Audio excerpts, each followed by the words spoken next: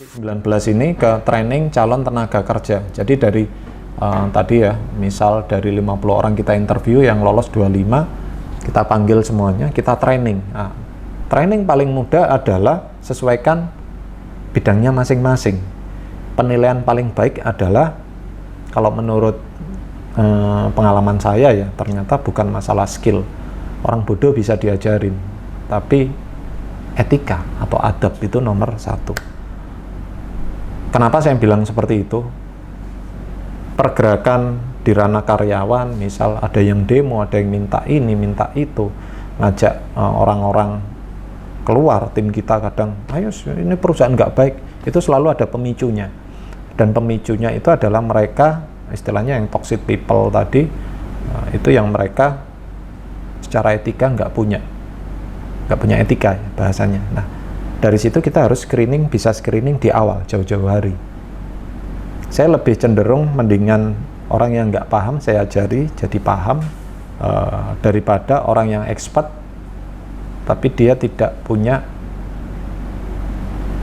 bukan tidak punya, etikanya buruk, macam itu. Di training calon tenaga kerja di sini, biasanya yang saya lakukan, sebenarnya udah saya ceritakan di video saya sebelumnya, biasanya kayak misal barista, saya kasih resipi, saya suruh bikin. Kitchen juga sama, marketing juga sama. Kalau marketing, misal marketing, digital marketing ya, saya paling cuma tanya, lihat Instagram, Facebook, oke. Ini saya kasih challenge, bagaimana bikin konsep pemasaran. Saya kasih waktu 2 hari atau 1 hari, bikin konsep, ditulis. Dari situ kita tahu apa yang dia pikirkan. Jangan sampai waktu kita rekrut karyawan sebagai marketing, waktu kita interview cuma jawab, apa yang dilakukan marketing kalau seandainya memasarkan produk kafe, misal makanan atau minuman, ya kita optimalkan Instagram. Itu jawaban paling sering. Nanti saya akan maksimalkan di sosmed. Ya semua orang tahu dimaksimalin di sosmed, tapi caranya gimana kan gitu. Apa yang direncanakan, apa yang dipikirkan, nah, itu harus jelas. Jadi di training calon tenaga kerja di sini setelah direkrutmen adalah, trainingnya adalah kita kasih challenge dulu, kita tes dulu. Ini bisa dilakukan waktu rekrutmen, bisa kita lakukan waktu training. Fungsinya apa? Untuk menyamakan level. Jadi mungkin ada yang dia udah expert di barista, ada yang dia baru belajar, ada yang dia udah isinya 50%. Fungsinya adalah mengetahui. Setelah itu kita memberikan materi yang sesuai dengan perusahaan kita. Ke depan biar nggak diremehkan perusahaan kita. Salah satu misal gini, ada juara barista kerja di tempat kita, ini si A, juara nasional, yang satu baru lulus sekolah, nggak tahu kopi. Otomatis waktu ini ketemu ini, langsung mendewakan, wah ini hebat ini. Waktu owner ngomong, didengerin nggak? Pasti nggak.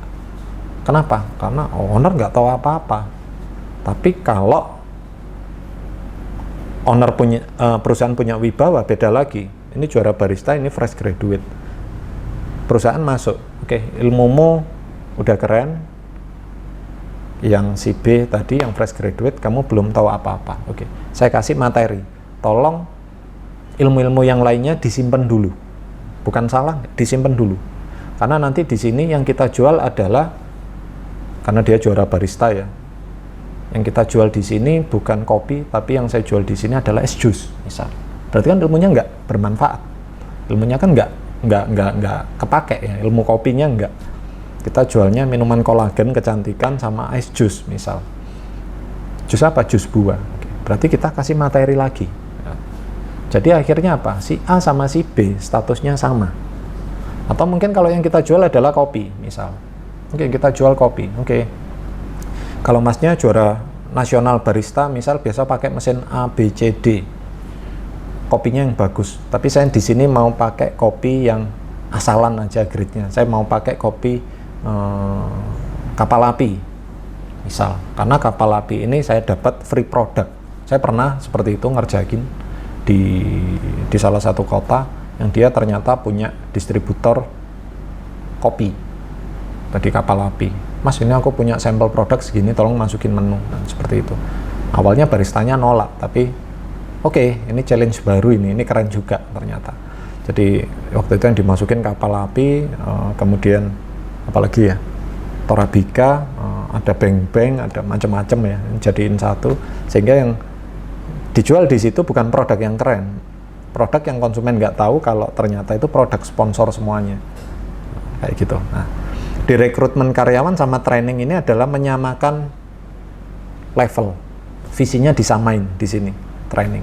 Jadi di training di sini nggak cuma produk, tapi mulai visi perusahaan disosialisasikan, kemudian goalnya disosialisasikan, struktur organisasi disosialisasikan, apalagi ya, kadang target, jam kerja semuanya. Jadi training di sini lebih cenderung ke sosialisasi.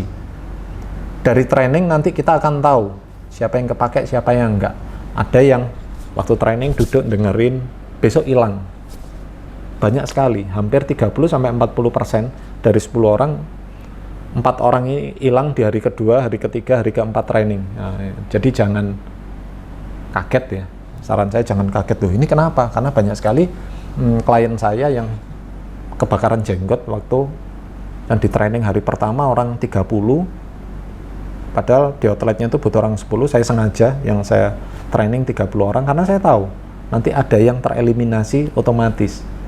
Hari ke-1, kedua, ketiga, keempat, kelima, loh mas kok yang datang tinggal 11 mas, ya kan butuhnya kita cuma orang 10 pak, dari 10 ini ada yang nggak kita pakai kok, oh gitu ya. Nah, kadang seperti itu. Jadi training calon tenaga kerja di sini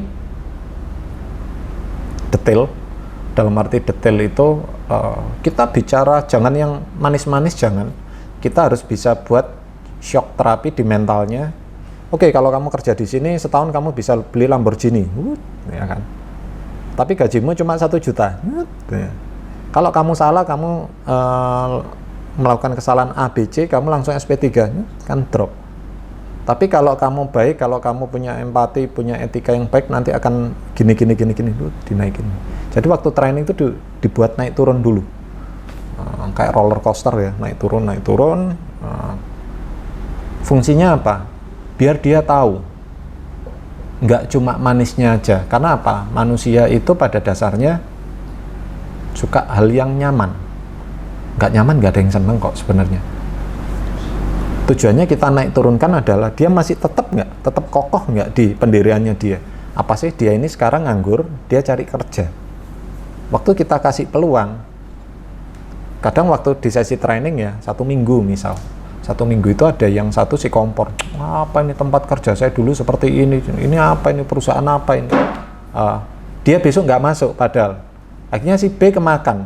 Nah, fungsinya naik turunkan emosional tadi calon karyawan adalah biarin, kita nggak usah berharap. Dalam arti gini, dalam menjalankan bisnis kita membuat sistem itu jangan pernah kita berharap pada SDM.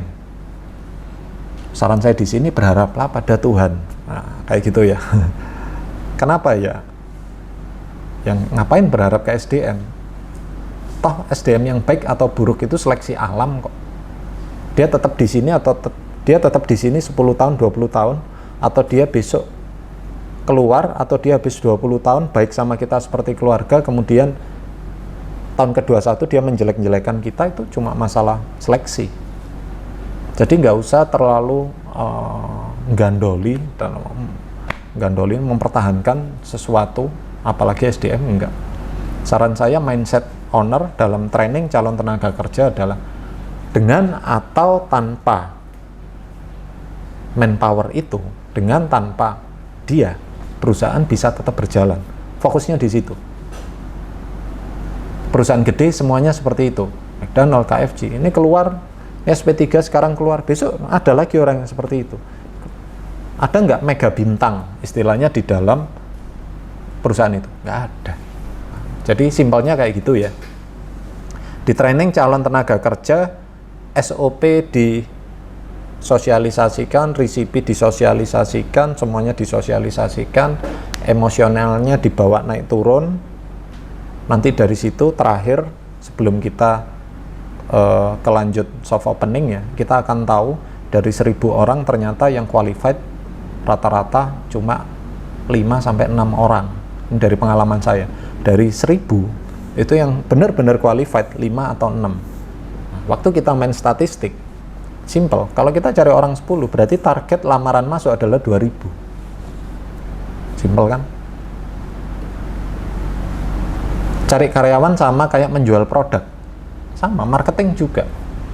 Waktu saya ngupload yang nge-like 1000,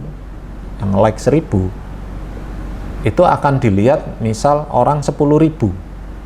Dari nge-like 1000 yang beli berapa? 1. Kalau kepingin saya lakunya yang laku 2, berarti like-nya harus 2000, kan gitu aja sebenarnya. Kalau pengen laku 10, ya berarti ya dikalikan 10, simpelnya kan gitu. Ini di rekrutmen poin ke-18, di poin ke-19 sama poin 18, rekrutmen dan training. Jadi itu ya poin 18 sama 19.